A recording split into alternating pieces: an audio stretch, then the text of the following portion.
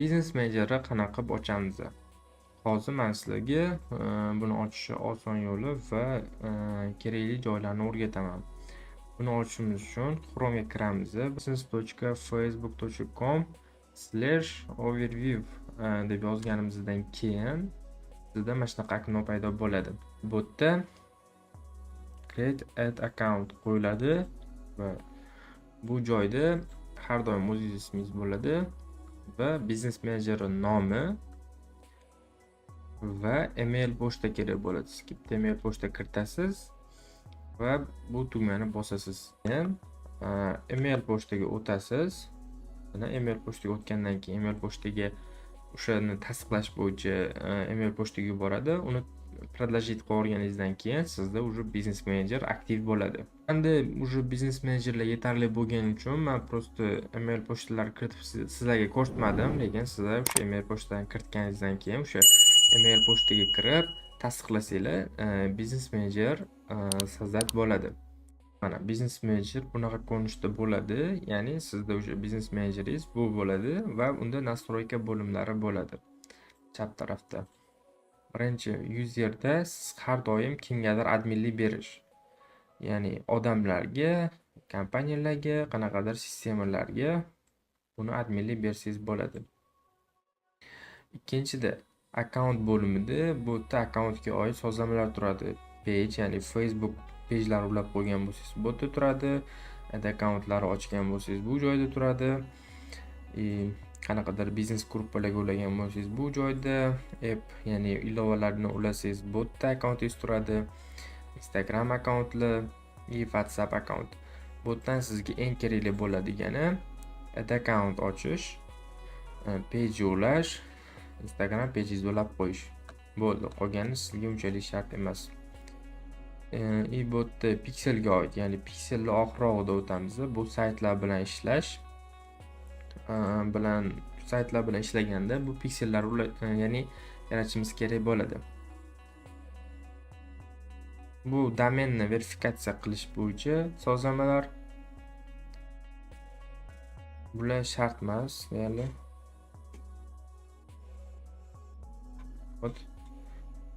mana biznes menejerni verifikatsiya qilish uchun bu joydagi to'liq ma'lumotlarni kiritib qo'ysanglar, biznes menejeringiz verifikatsiya bo'ladi. Keyin biznes menejer ichida 100 talab reklamli akkaunt birdaniga ocha olmaysiz. Sizga limitlar qo'yib boradi. Boshda bitta beradi. Bitta ochib bo'lganingizdan keyin uni aktiv qilib, reklamalar yoqib yursangiz, keyin 3 taga limit beradi. Ya'ni 3 tagacha ochish. Menda hozir 6 ta reklamli akkaunt ochishim mumkin. Bu biznes menejerga 4 tami ochilgan, 2 ta yana ochishim mumkin. Undan keyin 2 bosqichli parollarni qo'yib qo'ysanglar bo'ladi. Mana email pochtani tasdiqlash uchun mana bu joydan tasdiqlangan meniki. Ya'ni email pochtamga yuborilgan, men tasdiqlaganman va bu biznes menejer o'sha aktiv bo'lgan. Shu qisqacha biznes menejer sizga kerakli bo'ladigan joyi bu birinchi o'rinda kimgadir adminlik berish, ikkinchi o'rinda reklamni ochish joyi, reklamni ochadigan sozlamalar joyi. Buni alohida dars qilib o'tamiz. Undan keyin page, ya'ni Facebook strategiyangizni ulab qo'yadigan joy, Instagram sahifangizni ulab qo'yadigan joy va piksellar bo'lishi mumkin. Undan keyin bu joy bo'lishi mumkin. Biznes menejeri sozlamalari.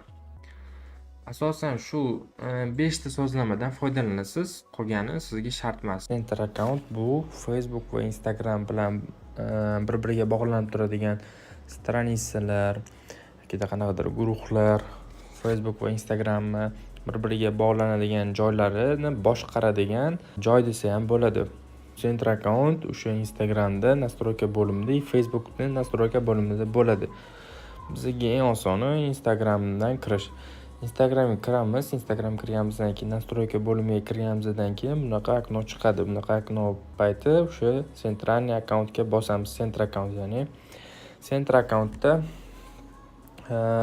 bizning akkauntlarimiz, lishniy informatsiyamiz, parollarimiz turadi va cross servis funksiyani bosamiz va botga Biza Facebook'imizni ulab qo'yishimiz kerak bo'ladi. Sababi bizga reklama yoqayotgan paytimizda biznes menejerlar kerak bo'ladi. Biznes menejerlar o'zini email pochta bilan ochsa ham bo'ladi. Keyin yangi nimalar bilan ochsa ham bo'ladi. Ya'ni yangi Instagram, yangi Facebook ochasiz va bir-birini ulaysiz.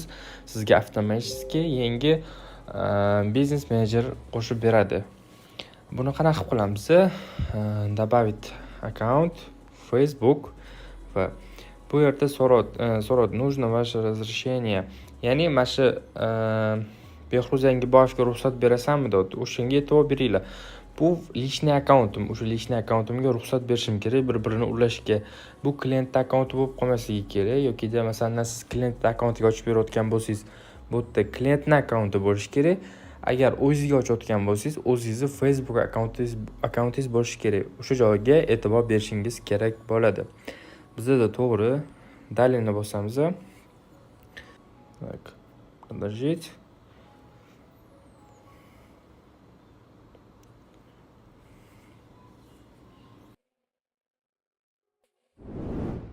Bizda hozir ulandi bir-biriga. Hop, profillarimiz ulandi. Undan keyin bunga stranitsa qilishimiz kerak.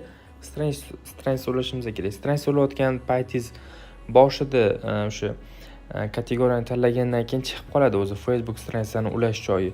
Biz qilib bo'lganmiz, ya'ni siz qilib bo'lgandik biznes menejer qilib. Agar sizda biznes menejer bo'lgan bo'lsa, redaktor profilni bosasiz va stranitsa bo'limiga o'tib, продолжить bosib, mana shu yerda o'zingizga kerakli bo'lgan stranitsalarni topishingiz kerak bo'ladi. Tak, biz yangi stranitsa qilamiz, modga yozamiz.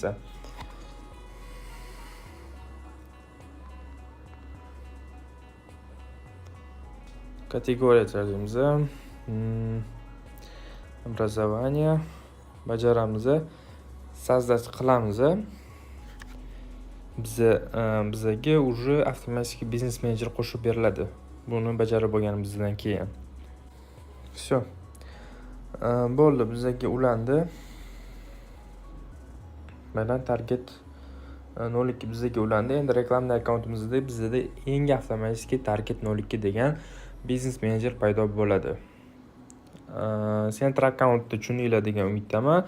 Center account bu настройка bo'limida mana shu joy bo'ladi. Ya'ni bu joy orqali hamma kirish funksiyalari mana shu joyda amalga oshirasiz. Facebook va Instagramda, ya'ni Facebook va Instagram bir-biriga ulash, integratsiya qilish, связанный qilish bir-biriga mana shu center accountdan bo'ladi. Bu yangi chiqqan, oldin center account bo'lmasdi. Center account hozirgi paytda bor. Bu yerdan center accountdan o'sha Facebookingizni bir-biriga ulashingiz mumkin. Account parollari, account qachon ochilgan, ishning informatsiyalari hammasi mana shu joyda turadi. Galchka olsangiz ham, galchka olsangiz ham bu yerdan turar ekan. Center accountda ko'p narsalar mavjud. Bu как boshqaruv tizimi desa ham bo'ladi center accountda.